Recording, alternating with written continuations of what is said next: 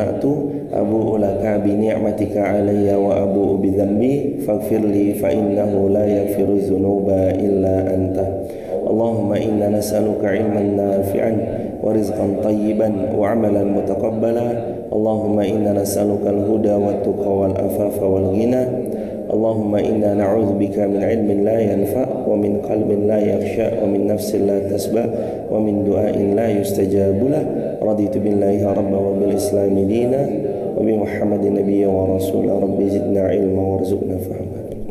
Segala puji milik Allah. Salawat bertangkaikan salam teruntuk baginda Rasulullah Muhammad sallallahu alaihi wasallam. Allahumma shalli wa sallim wa zid wa an'im wa karim wa barik alaihi. Jamaah sekalian yang dimuliakan Allah, kali ini kita mau melanjutkan bahasan kita Al-Quran surah An-Nisa ayat yang ke-7. Silakan dibuka. 7 8 9 hadirin.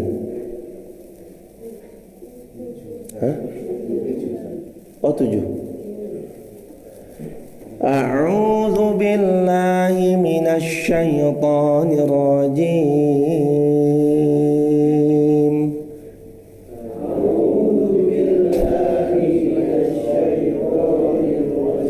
Bismillahirrahmanirrahim.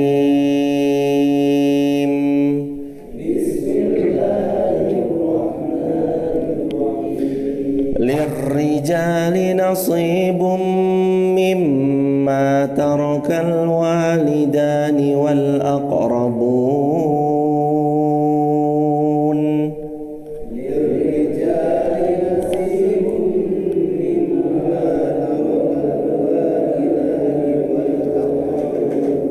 Wal aqrabuna walin nisa'i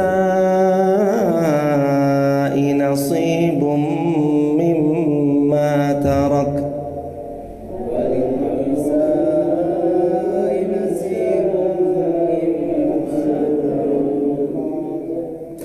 Mimma tarakal walidani wal aqrabun.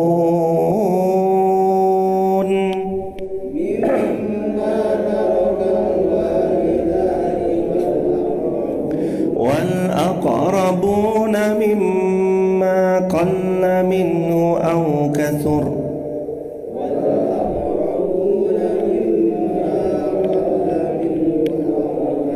نصيبا مفروضا.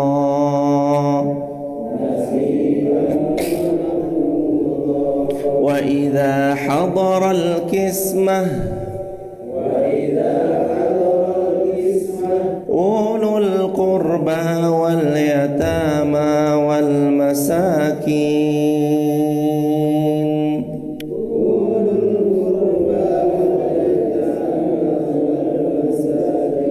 فارزقوهم منه وقولوا لهم قولا معروفا.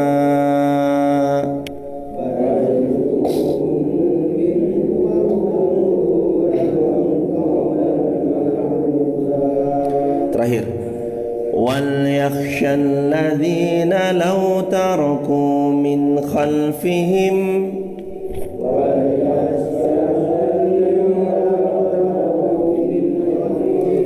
ذُرِّيَّةً ضِعَافًا خَافُوا عَلَيْهِمْ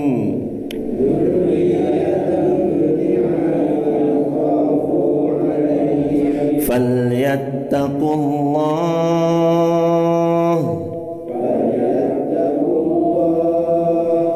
وَلْيَقُولُوا قَوْلًا سَدِيدًا.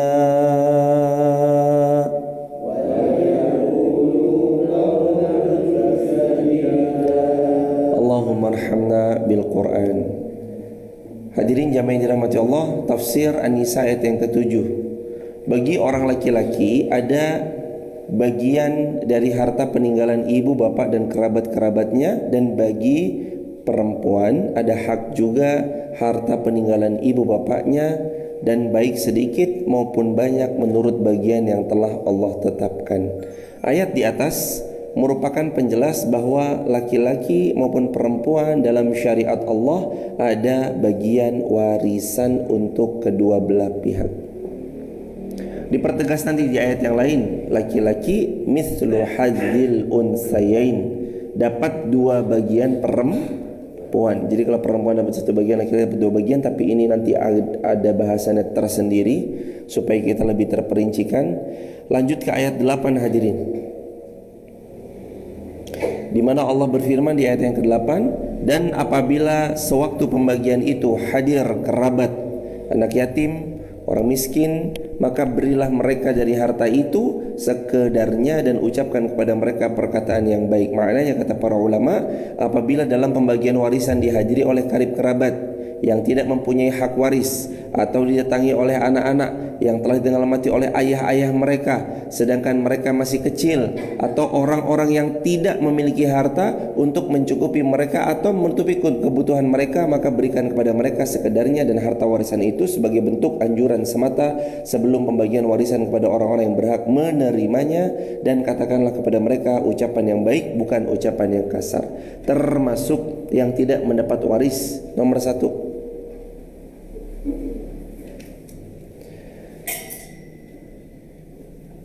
kerabat mayit. Nomor 2, anak yang telah ditinggal mati oleh ayahnya. Nomor 3, berdasarkan ayat ini hadirin, yang pertama adalah kerabat. Bahkan Nabi pernah bersabda, aku mengira, karena saking seringnya kita disuruh berbuat baik sama tetangga, sampai-sampai aku mengira bahwa tetangga juga ikut mendapatkan warisan, padahal tidak. Jadi tetangga nggak dapat waris, kerabat nggak dapat waris. Yang dapat waris adalah keturunan ke bawah, atau kalau nggak punya keturunan yang menyamping atau ke atas. Yang pertama, apabila pembagian waris dihadiri oleh karib kerabat yang tidak mempunyai hak waris, artinya tidak memiliki hak waris karib kerabat. 1. 2, anak-anak yang telah ditinggal mati oleh ayah mereka. Maknanya nomor 2 berarti kakeknya punya warisan banyak, tapi anak kakeknya sudah meninggal sebelum dibagi waris, laki-laki anaknya, lalu punya cucu. Ketika kakeknya bagi waris, cucunya mau diberi, maka tidak ada hak bagi sang cucu. Kalau dihadiahi boleh, dihibahkan boleh, atau kerelaan hati dari anak-anaknya sang kakek yang mau memberikan kepada anaknya bapak fulan yang bapak ini sudah wafat lebih dulu daripada kakeknya wafat. A punya anak laki-laki namanya B. B menikah. B punya anak lagi C, D, E, Z. B ini bapak ini wafat jemaah. A sebagai kakeknya tetap hidup. B punya saudara-saudaranya. Begitu kakeknya wafat, saudara-saudaranya mau membagikan warisnya, tidak ada harta sebagai waris bagi si cucunya, karena warisnya nanti milik anaknya, karena tidak ada hak bagi cucunya. Namun kalau keluarga dari si B, kakaknya, adiknya mau membagi waris, bukan membagi waris, istilahnya mau memberikan hibah, boleh. Berhak diterima? Berhak. Sah? Sah. Nomor 3, tetangga-tetangga. Ini masuk dalam karib kerabat yang dekat ya hadirin. Tapi bedanya adalah karib kerabat itu biasanya yang ada hubungan nasab. Seperti misalkan sepupu, keponakan, nggak dapat waris tentu saja. Kalau tetangga adalah mereka yang tidak mungkin tidak ada hubungan nasab. Kalau memang tetangganya adalah orang asing, orang lain maksudnya, dia kan nggak punya hubungan nasab, tapi dia menjadi tetangga kita, nggak dapat waris tetangga. Jadi siapa yang dapat waris? Keturunan ke bawah. Kalau belum punya keturunan ke samping, jadi nanti beliau yang wafat dibagikan kepada kakaknya atau adiknya. Lalu kemudian kalau memang nggak punya, ke atas ibu maupun bapaknya. Dan katakanlah kepada mereka, jadi diminta tuh begini hadirin, kalau dalam event pembagian waris itu beliau hadir, bagi seala kadarnya untuk menenangkan beliau, Boleh nggak? Boleh. Tapi kalau mau membaginya nanti, nunggu mereka pada pulang dulu juga nggak apa-apa. Karena yang ada hak warisnya itu lebih utama untuk diutamakan. Tapi tetap Allah anjurkan dan katakan kepada mereka ucapan-ucapan yang baik, bukan ucapan yang kasar lagi jelek. Seperti inilah para ulama memaknai wa qulu lahum qawlan ma'rufa. Ucapkan kepada mereka ucapan yang baik. Ayat yang ke-9. Dan hendaknya kalian takut kepada Allah, orang-orang yang seandainya meninggalkan di belakang mereka keturunan-keturunan yang lemah, yang mereka khawatir terhadap kesejahteraan mereka. Oleh sebab itu hendaklah mereka bertakwa kepada Allah, hendaklah mereka mengucap perkataan yang benar. Ayat ini dijelaskan oleh para ulama tafsir. Dan hendaklah orang-orang itu takut sekiranya ia meninggal dunia, ia meninggalkan generasi di belakangnya, anak cucunya, cicitnya dan keturunan-keturunan mereka dalam keadaan lemah. Makna lemah adalah 3. 1, lemah daripada ilmu. Harusnya orang-orang tua itu takut kalau meninggalkan anaknya dalam kondisi lemah ilmu, nggak punya ilmu agama, nggak bisa sholat, nggak bisa mengaji. Hendaknya dia takut. Sedangkan sebaik-baik amal untuk dia bawa pulang diantaranya adalah waladun salih yad'ulah. Sabda Nabi diantaranya nomor 3. Yang pertama sedekah jariah, yang kedua ilmu manfaat yang dia sebarluaskan, yang ketiga anak soleh yang mendoakan kedua orang tuanya. Terus apa kata ulama? Nomor 2, mereka hendaknya takut meninggalkan anaknya dalam keadaan miskin. Yang nomor 1 lemah ilmu, yang nomor 2 dalam keadaan miskin, fakir. Jadi anjuran dalam Islam ternyata kita dianjurkan untuk meninggalkan keadaan anak kita, cucu kita, cicit kita. Kalau memang kita diberi kemampuan oleh Allah, disanggupkan oleh Allah untuk memampukan mereka dan mereka ditinggal wafat dalam keadaan punya, lebih baik.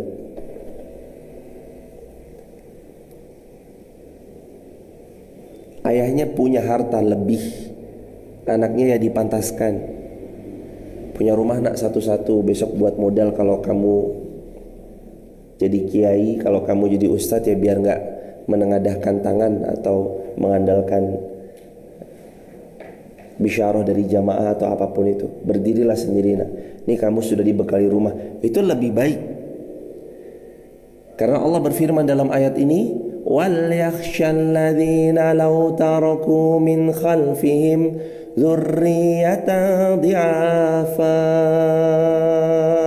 Dan hendaknya kalian itu merasa takut, lau taraku, sekiranya kalian meninggal dunia, sekiranya kalian ini wafat, min khalfihim dzurriyyatan di'afa, lalu kalian hanya meninggalkan zuriyah di'afa, keturunan-keturunan yang amat sangat lemah. Ternyata lemah yang nomor 2 adalah lemah secara finansial, fakir, miskin. Tapi gimana kalau kaminya gak punya, sedangkan kami gak bisa memberikan apa untuk anak cucu kami? Gak apa-apa, Allah yang paling tahu kalau memang keadaan kita penuh dengan keterbatasan. Dan kadangkala hadirin, orang yang hanya berpikir saya harus meninggalkan anak saya dalam bab harta tanpa membekali yang pertama tadi apa? Ilmu. Itu juga membahayakan mereka. Berharta tapi gak punya ilmu bisa jadi merusak daripada tatanan kerukunan kakak beradik, adik berkakak.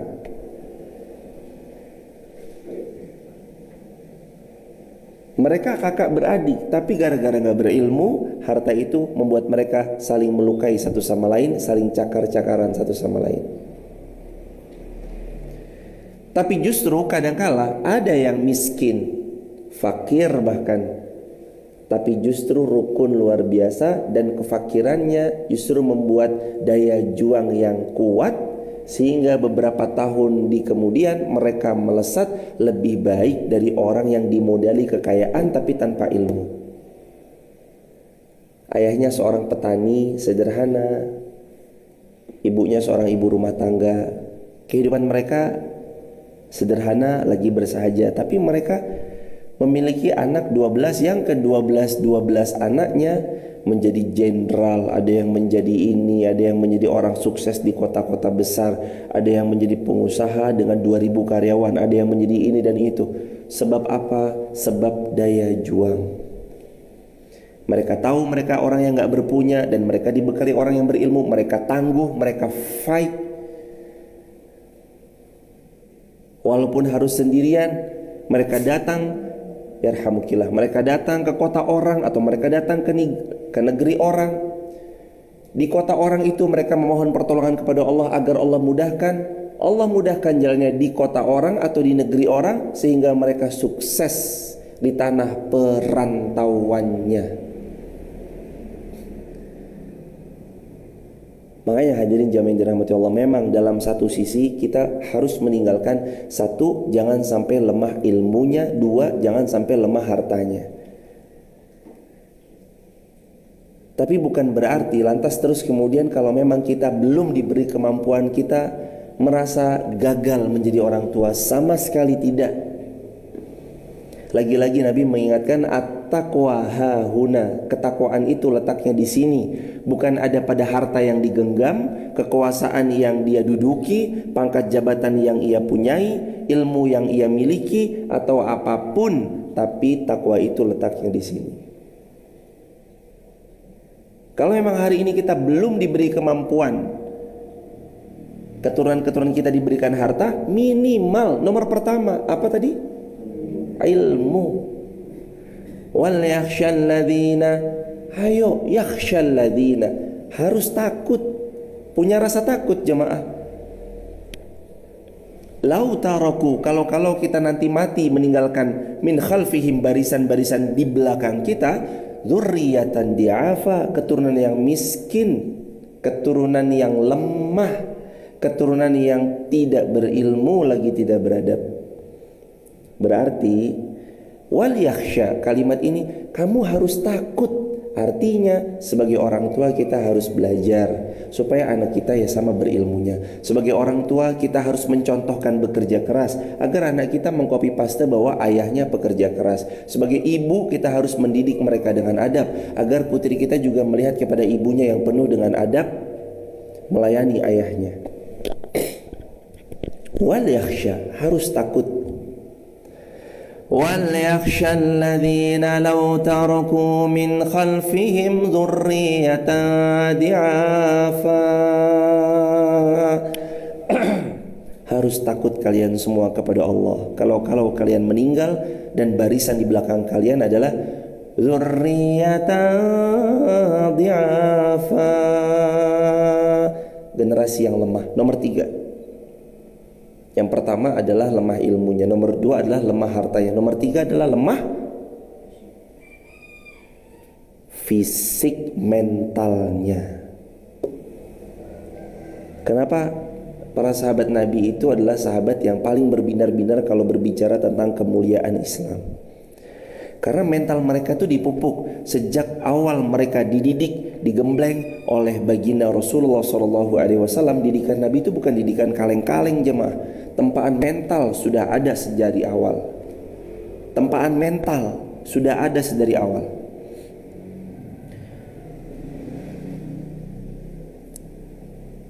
Kisah fiktif, tapi ini kisah patut kita ambil hikmah. Seekor katak kumpul bersama beberapa katak lainnya mengadakan lomba panjat pinang. Ada 10 kandidat katak untuk lomba main tinggi-tinggian menuju puncak. 10-10-nya memulai start yang sama. Sudah sampai pertengahan, lalu kemudian penonton-penontonnya bersorak, "Gak mungkin terlalu tinggi, weh katak udah turun aja, gak mungkin terlalu tinggi, lu gak mungkin bisa, bla bla bla bla bla bla." Diucapkan kayak gitu. Satu persatu kandidat 10 ini berguguran. Turun, jatuh, jatuh, jatuh. Dari setengah perjalanan naik lagi, tinggal tersisa 2 ekor katak. Dibilang lagi, gak mungkin terlalu tinggi itu, udah turun aja, gak mungkin. Sudah setengah, tambah lagi perjalanan lagi beberapa, katak satu ini pun jatuh. Tersisa 1 ekor katak yang tetap gigih mencapai puncaknya. Dengan tertatih-tatih katak ini terus disorak-soraki, nggak mungkin. Dan dia pun sampai ke ujung. Selidik punya selidik, ternyata 1 ekor katak yang sampai di puncak itu adalah katak yang tuli, nggak bisa dengar. Apa hikmah dari cerita fiktif tersebut? Kadang-kadang jamaah yang dirahmati Allah, telinga kita itu perlu dalam tanda kutip tuli dari nada-nada sumbang yang gak jelas, omongan-omongan sampah yang serampangan itu yang berusaha menjatuhkan mental Anda sebagai seorang petarung untuk mencapai tujuan. Kadang Anda perlu tuli. Jenengan itu siapa sih? Jenengan itu pendatang. Bisa apa sih pendatang? Jenengan tuh lulusan mana? Bukan lulusan luar negeri kan? Jenengan tuh punya apa? Jenengan tuh punya kolega siapa? Siapa kenalan jenengan? Ada nggak orang yang backup jenengan? Emang jenengan punya harta berapa? Emang jenengan? Nggak apa-apa, jalan jamaah. Wal yakhshalladzina lau taraku min khalfihim dzurriyyatan di'afa. Kalau tujuan kita adalah menjadi zurriyatan qawi, kekuatan yang kita turunkan ke generasi kita besok, kitanya harus kuat. Kita nggak mau jadi generasi lemah. Oke, orang tua saya pernah kalian hina. Oke, orang tua saya pernah kalian remehkan. Oke, orang tua saya ketika kumpul keluarga adalah orang yang paling sering diabaikan. Yang lain disambut dengan begitu mewahnya, orang tua saya nyuci-nyuci piring di belakang misalnya. Tapi kita anak-anaknya harus jadi keturunan yang kuat, jangan jadi keturunan yang lemah. Berawal dari mana itu semua? Kadang perlu tuli dari nada sumbang yang menjatuhkan mental kita agar kita fokus tetap menatap tujuan kita. Nggak peduli sebetapapun sakitnya, sebetapapun capeknya, sebetapapun lelahnya, sekali layar terkembang pantang surut ke belakang hadirin. Badan boleh lelah, mata boleh nangis, jiwa boleh punya rasa ingin menyerah, tapi kalau semuanya lillah, endingnya pasti indah. Berulang kali kalimat-kalimat ini kami ulangi kepada adik-adik, kepada anak-anak muda yang seringnya duduk bareng. Ayo ingat terus, badan boleh lelah, mata boleh basah, jiwa boleh berontak seolah ingin menyerah, tapi kalau semuanya lillah, endingnya pasti indah. Kadang perlu tuli jamaah, membangun mental kadang perlu tuli. Karena kalau kita seringnya dengerin, akhirnya mental sang katak itu jatuh. Apa yang paling sering membuat orang hebat itu gagal mencapai tujuannya? Mentalnya kena. Udah kena duluan mentalnya. Katak ini kalau nggak tuli, kena mental kataknya. Terbukti 10, 9-nya kena mental semuanya. Karena mereka seringnya mendengar, nggak mungkin, mustahil, udah turun aja. Beneran 9-9-nya turun. Zurriyatan di'afa, jadi generasi-generasi yang lemah. Tapi satu tetap melenggang sampai puncak, betapapun perihnya rintangan, betapapun sakitnya yang harus dia jalani, sampai ke puncaknya. Selidik punya selidik, ternyata dia adalah katak yang tuli. Ini kisah memang fiktif, tapi bolehlah kita ambil pelajaran dari sini. Memangnya kisah nyata nggak ada? Ada. Siapa yang mentalnya mental baja? Sayyiduna Bilal. Belajar dari Sayyiduna Bilal, bahwa Sayyiduna Bilal mengajarkan kepada kita, sekali hati ini sudah tertaut dengan iman, pantang untuk kembali kepada kekufuran. Tulis di kolom komentar teman-teman, sekali hati ini tertaut dengan iman, pantang kembali kepada kekufuran. Sayyiduna Bilal melakukannya, Sumayyah melakukannya, Ammar bin Yasir melakukannya, Yasir melakukannya. Apa makna sekali hati tertaut dengan iman, pantang kembali kepada kekufuran. Lihat Sumayyah yang ditusuk dari tombak, lihat Sumayyah yang ditusuk dengan tombak, dari kemaluannya tembus sampai kepala dan menjadi wanita syahidah pertama dalam Islam. Lihat Bilal bin Rabah, yang mana Bilal bin Rabah ditumpuk dengan batu yang berat, yang itu bisa membuat dadanya sesak, tapi yang diucap dalam kalimat Sayyidina Bilal bin Rabah adalah ahadun ahad, Allahku, Allahku, aku tetap punya iman kepada Allah. Maka hadirin, perhatikan 3 yang harus disiapkan untuk generasi-generasi kita. Yang pertama, jangan sampai kita tinggalkan mereka dalam keadaan miskin ilmu. Yang kedua, jangan sampai tinggalkan mereka dalam keadaan miskin finansialnya. Kalau memang bisa dicukupkan, cukupkanlah. Yang ketiga, jangan sampai mereka lemah dalam fisik dan mental mereka. Berarti boleh kita melatih anak-anak kita bab fisik mereka, boleh. Latihan lari, putar-putar keliling alun-alun. Mereka diajak lalu terus kemudian untuk panahan, main bola. Silakan aja. Latih fisik mereka, latih mental mereka.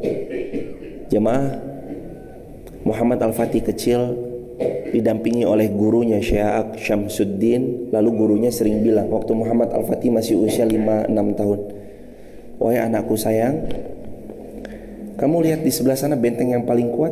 Iya. Kamu tahu Rasul kita pernah bersabda apa? Iya. La tuftahannal Qustantiniyah fala ni'mal amiru amiruha wala ni'mal jaishu dzalika al jaish. Riwayat Imam Ahmad. Kata Muhammad Al-Fatih kecil, beliau bilang, akan tertakluk benteng itu, sambil ditunjuk bentengnya yang paling kuat. 1100 sekian tahun nggak pernah terkalahkan benteng itu, karena saking kokohnya, kuatnya, bagusnya pertahanan mereka. Sampai-sampai waktu itu ada kalimat Napoleon Bonaparte sampai mengatakan, kalau dunia punya ibu kota yang pantas jadi ibu kota, saking kuatnya, hebatnya, majunya peradabannya pada zaman itu, Konstantinopel. Syekh bilang sama anak kecil ini, wahai Muhammad Al-Fatih, kamu tahu itu? Iya, benteng Konstantinopel. Apa janji Nabi kita untuk benteng itu? Dia sebutkan hadis tersebut, akan tertakluk sebaik-baik penakluk, sebaik-baik jenderal, sebaik-baik prajurit adalah prajurit yang membersamai jenderal tersebut. Siapa jenderal tersebut? Kamu yang akan menjadi jenderal tersebut. Digituin jamaah, dipupuk mentalnya dari kecil. Dari kecil dipupuk mentalnya, dari kecil dibersamai dengan mental-mental juara, mental the winner, sampai tumbuh dewasa membawa impian dan angan-angan itu. Ayahku gagal, kakekku gagal, buyutku gagal, aku yang menaklukkan itu dan kemudian berhasil dengan pertolongan Allah. Bismillah. 21 tahun, anak muda menaklukkan benteng yang paling kuat, Muhammad Al-Fatih. Namanya Muhammad, gelarnya Al-Fatih, artinya sang penakluk. Berawal dari apa? Mental yang ditanam ayahnya untuknya, mental yang ditanam gurunya untuknya. Semua berawal dari mental.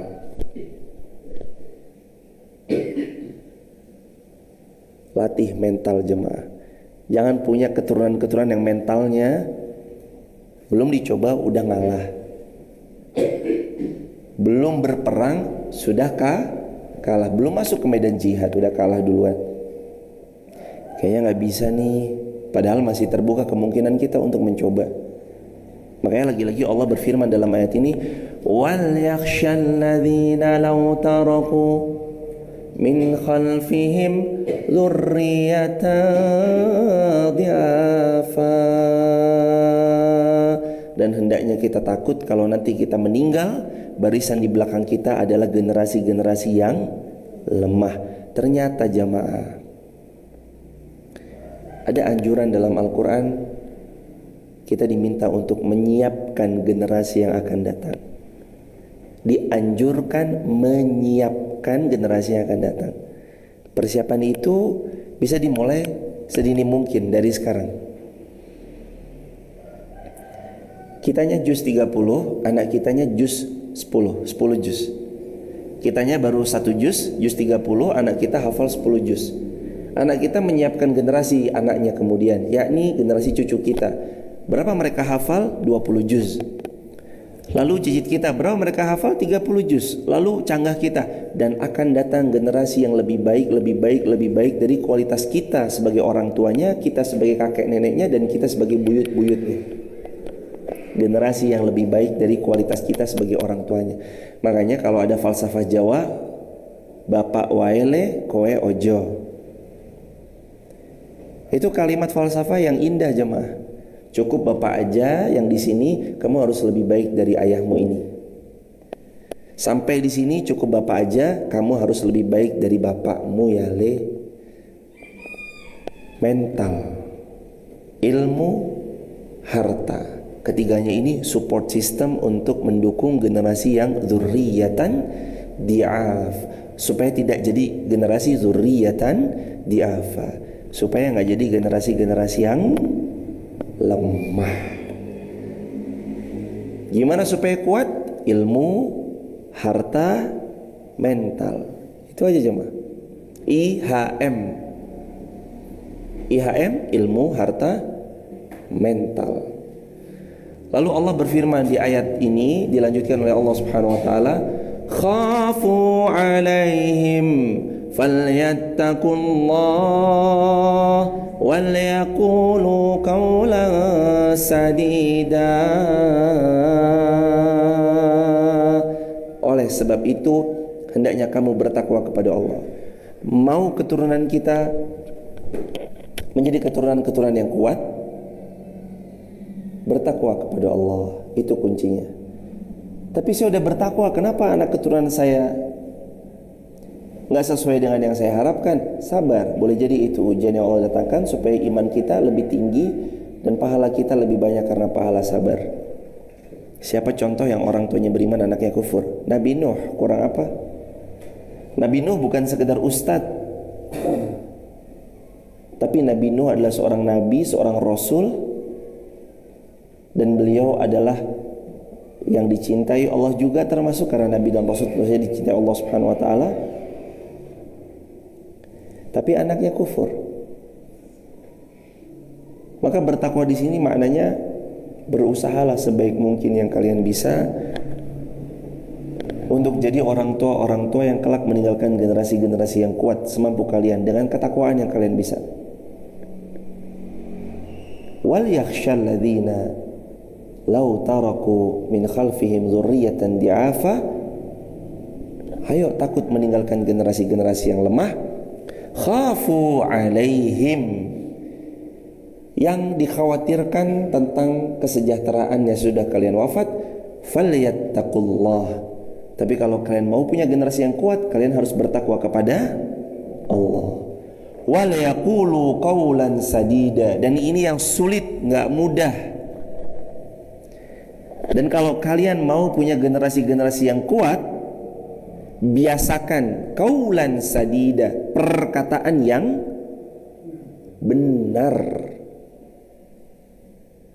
Perkataan yang benar itu kadang-kadang sakit jemaah, tapi kalau mau direnungi efeknya bagus. Sekali lagi, qaulan sadida, perkataan benar kalau diucapkan kadang nyelekit, tapi kalau diresapi itu bagus untuk membuat kita termotivasi, jadikan diri kita yang lebih baik. Contoh, ada seorang guru lalu kemudian dia bertanya, guru ini bertanya kepada wali murid, Bapak, Ibu wali murid, gimana cara saya mengajar? Lalu wali murid ini bilang, bagus Ustadz, bagus kok Ustadz, sudah bagus cara jenengan ngajar. Lalu terus kemudian guru ini merasa puas. Oh, saya cara ngajarnya udah bagus, ya udah. Dengan satu ketika guru ini kembali bertanya, Bapak Ibu wali murid, gimana menurut Bapak Ibu dari cara saya mengajar? Lalu Bapak Ibu wali murid ini mengatakan, Pak Guru sudah bagus, lebih bagus lagi Pak Guru kalau begini. Aduh, kok saya dikritik sih? Lawang saya gurunya, saya kok dikasih saran sih? Emang gak enak. tapi yakin sesudah itu dia berpikir, tapi benar juga ya. Dan dia pun mulai memperbaiki dirinya. Karena jamaah, di balik kadangkala ada skill seseorang yang di situ-situ aja, biasanya ada sahabat yang selalu isinya memuji-muji dia. Gak bisa berkata benar tentang bagaimana seharusnya dia bisa lebih optimal dengan skill yang dimilikinya. Makanya qaulan sadida ini, kamu belajarlah berkata yang benar. Kadang pahit gak apa-apa. Qulil haqq walau kana murran, kata pepatah bahasa Arab. Ucapkan yang benar, ucapkan yang sejujur-jujurnya, meski kadang pahit. Pahit sebentar, terluka, tapi ia menyembuhkan. Mas, kurangnya di sini, diperbaiki, coba di sini. Ini bagus nggak? Jelek. Ayo buat yang lebih bagus. Saya yakin kamu bisa buat yang lebih bagus. Kalimatnya mungkin sakit sebentar. Astagfirullahaladzim, saya udah buat sebagus mungkin kok dikomentarin jelek sih. Tapi karena komentar jelek, akhirnya dia memacu dirinya membuat karya yang lebih baik lagi. Seperti itu jamaah kaum muslimin. Qaulan sadida. Jangan melulu bicara tentang pujian. Pujian itu kadang melenakan. Dan buat teman-teman di TikTok, YouTube, Instagram, dan semua platform sosial media yang bersamai, jangan terlena dengan pujian. Pujian itu seringnya melenakan. Sesekali tahan diri kita untuk menerima pujian. Bahkan himpun banyak caci maki, fitnahan, tempaan, atau apapun yang tidak mengenakan. Dan ibarat sebuah kalimat-kalimat indah, kalau mereka melempari batu, tangkap batunya, bangun istanamu. Kalau ibarat cacian, makian, bulian, kritikan, perusakan nama, kehormatan yang dihancurkan, dan segala macam itu, ibarat batu yang dilempar untuk diri kita, tangkap batu itu semuanya dan bangun istana kita sendiri. Pendengki dan pembenci tidak akan pernah berada di depan, karena mereka hanya selalu bicara di belakang. Ingat hadirin, haters never win and winner never hate. Seorang pembenci tidak akan pernah menang, dan seorang pemenang tidak akan pernah membenci siapapun. Gak ada waktu buat mereka membenci siapapun. Yang mereka sibukkan, fokus bekerja, fokus berkarya, fokus berkarir, fokus dengan goals mereka. Itu yang mereka lakukan. Mereka gak sibuk dengan nada sumbang. Apa yang membuat orang-orang hebat, nomor top ranking 1 dunia, mereka tetap melenggang dengan begitu hebatnya? Karena mereka gak mendengarkan nada-nada sumbang. Seperti itulah juga harusnya kaum muslimin. Kaum muslimin tidak mendengarkan nada-nada sumbang, tapi kalau ucapan jujur itu datang kepada mereka, mereka siap untuk memperbaiki diri. Wal yaqulu qaulan sadida. Dan kepada Nabi, dan Nabi SAW bersabda, kepada siapa kita berkata baik, berkata jujur? Yang paling sulit Nabi bersabda, mohon maaf bukan Nabi, mohon maaf sekali lagi saya ulangi. Kata Imam Syafi'i rahimahullah, di antara perbendaharaan kebaikan, di antaranya adalah kamu berkata jujur kepada seorang yang sedang berkuasa. Itu gak mudah tuh, berkata jujur tapi kepada seorang yang sedang berkuasa. Kata Imam Syafi'i itu berat, luar biasa, tapi tetap dijalani. وَلْيَقُولُوا قَوْلًا سَدِيدًا. Dan hendaknya mereka terus mengucapkan perkataan yang benar, dimaknai juga oleh para ulama. Dan hendaknya mereka berucap ucapan yang sejalan dengan semangat keadilan dan sejalan dengan kebaikan, adil dan baik. Dikatakan juga oleh para ulama, hendaknya setiap siapapun ia membuat kata-kata yang benar, yang jujur, maknanya hendaknya ia membuat wasiat-wasiat yang tidak menzalimi hak ahli warisnya setelah kematiannya, dan tidak menutup dirinya dari kebaikan dengan tidak membuat wasiat sama sekali. Jadi kata ulama, berkata yang adil, berbicaralah yang jujur, yang dekat dengan kebaikan. Atau para ulama tafsir lain mengatakan, buatlah wasiat-wasiat ketika kita hendak, bukan sebelum wafat, tapi ketika tentu saja kita semua akan wafat, maka dianjurkan untuk membuat wasiat-wasiat yang tidak menzalimi hak ahli waris kita. Sebagian ulama yang lain juga mengatakan qaulan sadida di sini adalah sesuai dengan perkataan yang faktanya berjalan lurus dengan perkataannya. Artinya dia berbicara sesuai dengan kebenaran yang ada dan dia berbicara sesuai dengan keadilannya. Ini juga menurut pendapat daripada Syekh Dr. Muhammad Sulaiman Al-Ashqar. Dari Profesor Dr. Wahbah Zuhaili, beliau juga pernah menyampaikan di antara qaulan sadida adalah mereka membuat nyaman anak cucu keturunan-keturunan mereka dengan perkataan-perkataan benar, adil, lemah lembut dan baik kepada anak keturunan mereka. Orang tua juga mengkondisikan ucapan-ucapan yang gak serampangan dia berucap kepada anaknya. Masya Allah nak, anak salih, salihah, hafal Quran 30 juz, sayang, sebutkan dengan perkataan-perkataan terbaik yang benar, adil, lemah lembut, penuh dengan kebaikan yang membuat mereka nyaman. Ini tafsir Al-Wajiz Syekh Profesor Dr. Wahbah Az-Zuhaili, pakar fikih dan tafsir dari negeri Suriah.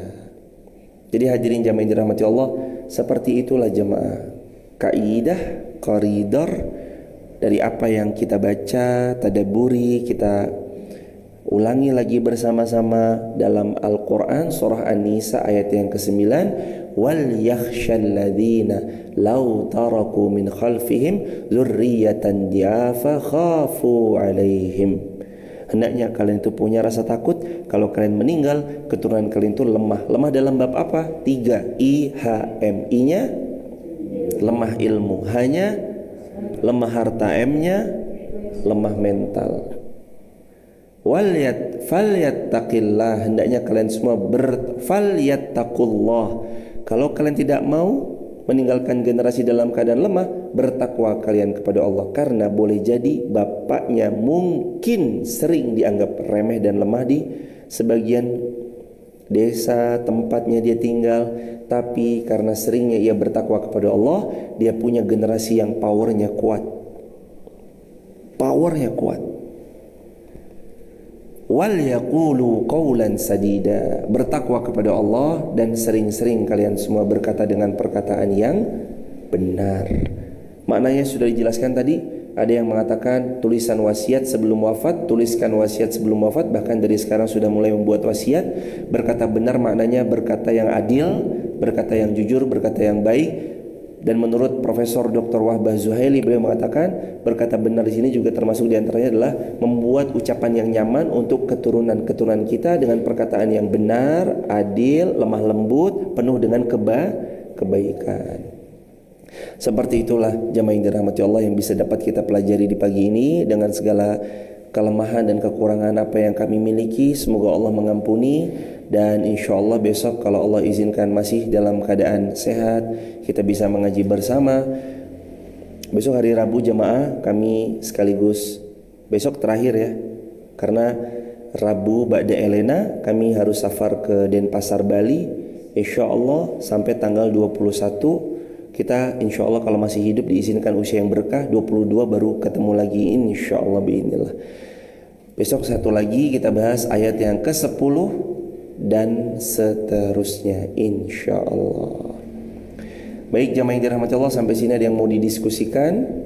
Waktu dan tempat untuk diskusi tanya jawab dipersilakan, tapi sebelum diskusi tanya jawab, teman-teman di TikTok, YouTube, Instagram, kalau ada yang mau bersama bergabung di grup WhatsApp kajian saya, kita belajar bareng-bareng, kita dapat video-video pendek yang menjadi story WA, dapat informasi kapan live streaming, dari live streaming itu kita bisa belajar bersama.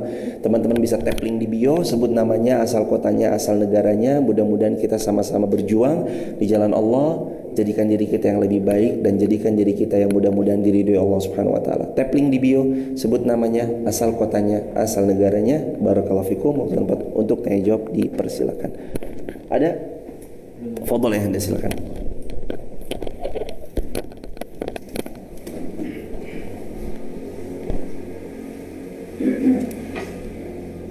Assalamualaikum warahmatullahi wabarakatuh. Waalaikumsalam warahmatullahi wabarakatuh. Amin.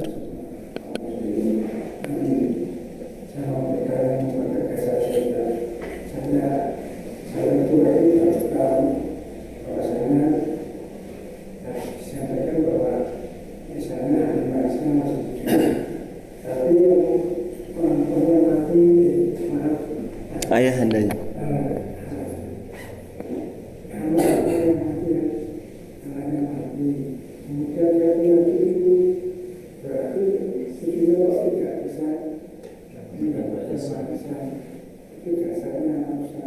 Jazakumullah khairan jazak.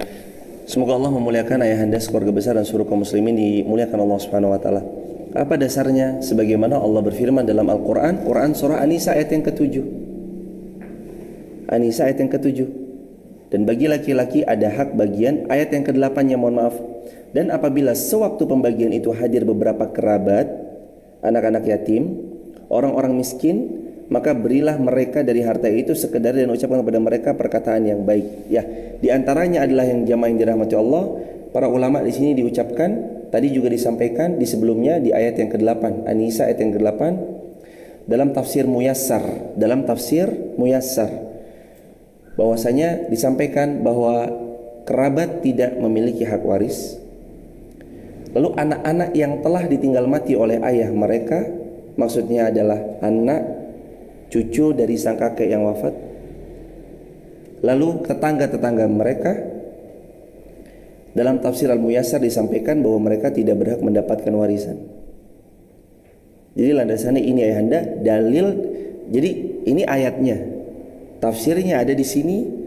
Yang kita sampaikan tadi tafsir dari ayat yang ada di sini, yang ada di ayat tersebut. Ada A, ada bolpen mas. Dan ini pernah terjadi di sebuah keluarga. Ada mbah gitu ya, punya anak laki-laki, perempuan. Laki-laki menikah lalu punya anak. Anaknya ini yatim A, B, C. Si mbah punya anak laki-laki, ya ibu, anak laki-lakinya wafat, diambil Allah. Maka ini keturunan yang dapatkan garis-garis yang dari bapak ini. Namun terus kemudian anak ini tidak ada haknya untuk waris, tapi diberikan oleh kakaknya si bapak atau adiknya si bapak. Jadi budenya si ini, maka dia mendapatkan hak waris tersebut. Bukan waris, tapi sebenarnya lebih kepada hibah. Begitu ayahanda.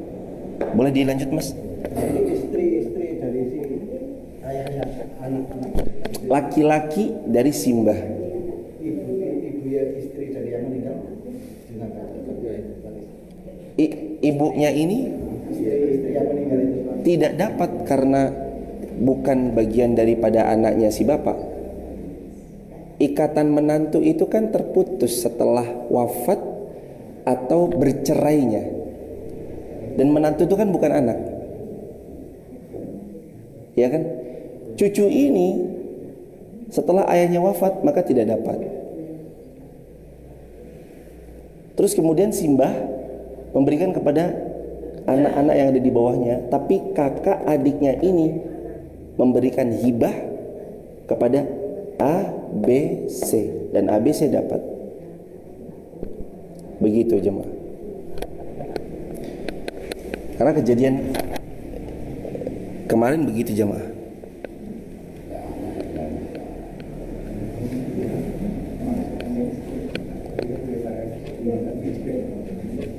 Baik. Ada lagi Anda? Siap, Padilan.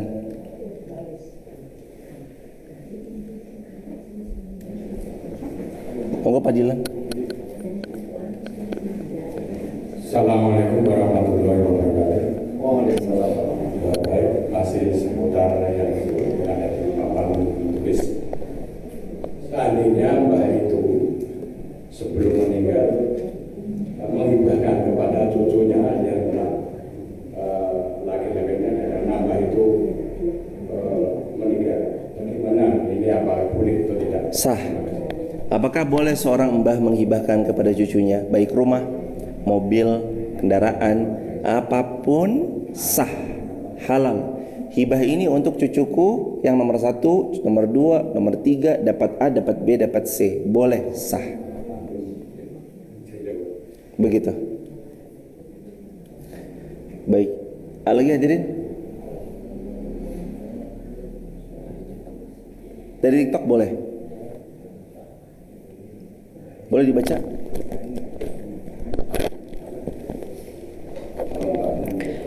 Pertanyaan dari TikTok dari akun Teh Hijau. Izin bertanya Ustaz, jika harta anak yatim kita kelola lalu berkembang, apakah seluruhnya milik anak tersebut? Jazakumullah khair. Jika anak yatim itu kita kelola lalu berkembang, apakah anak yatim itu mendapatkan haknya seluruhnya? Jawabannya tentu saja iya. Tapi kalau kita kembangkan harta anak yatim itu dengan alasan agar supaya harta anak yatim itu tetap utuh, lalu kita mengambil sesuai dengan hak yang kita punya, maka diambil sesuai dengan porsi yang ma'ruf, lalu berikan tersebut kepada anak yatim tersebut sesuai dengan apa yang telah dikembangkan. Nabi SAW pernah cerita satu episode di mana seorang pemuda ini datang kepada seorang bosnya, yang mana bosnya ini dulu pernah mau gaji tapi orang ini udah pergi duluan. Gajinya dipakai untuk membeli kambing, kambingnya beranak pinak sampai 1 lembah. Padahal sebenarnya jatah dia cuma beberapa ekor kambing, tapi beranak pinak sampai ribuan. Lalu dia datang dalam waktu mendadak, dia minta, mana gaji saya? Tuh gaji kamu kambing 1 lembah. Hah? Bercanda Anda? Nabi cerita gitu kan? Enggak, saya enggak bercanda. Itu harta kamu. Diambil semuanya tanpa disisakan 1 ekor kambing pun. Lagi jamaah yang dirahmati Allah, itu kan harta anak yatim. Kita kan enggak mungkin bisa mengembangkan bisnis atau tadi ya, mengembangkan harta anak yatim tadi kalau tidak dengan hartanya dia. Maka semua itu saling terlibat nih, karena berkahnya hartanya anak yatim dikembangkan jadi lebih banyak. Jangan terus kemudian menganggap ini harta anak yatim tetap segitu-segitu aja yang saya kembangkan itu keuntungan buat saya. Jangan, kembalikan kepada harta anak yatim, itu yang lebih adil, lebih baik. Walaupun kita merasa loh ini kan semua peran saya, begitu, tetap balikin. Mau ngambil secukupnya sesuai dengan cara yang ma'ruf silahkan, tapi balikin kepada harta anak yatim, itu lebih baik. Barakallahu fikum. Subhanakallahumma bihamdika asyhadu an la ilaha illa anta nastaghfiruka wa natubu ilaik. Barakallahu fikum. Semoga Allah memuliakan kita semua dan seluruh kaum muslimin, dan Allah memuliakan seluruh masjid-masjid yang dikelola oleh kaum muslimin sehingga menjadi masjid-masjid yang penuh dengan kemakmuran, kemaslahatan buat banyak umat dimanapun ia berada di seluruh dunia. Rabbana atina min ladunka rahmah wa hayyi lana min amrina rasyada. Rabbana atina fid dunya hasanah wa fil akhirati hasanah wa qina adzabannar. Walhamdulillahi rabbil alamin. Barakallahu fikum. Subhanakallahumma bihamdika asyhadu an la ilaha illa anta nastaghfiruka wa natubu ilaik. Assalamualaikum warahmatullahi wabarakatuh.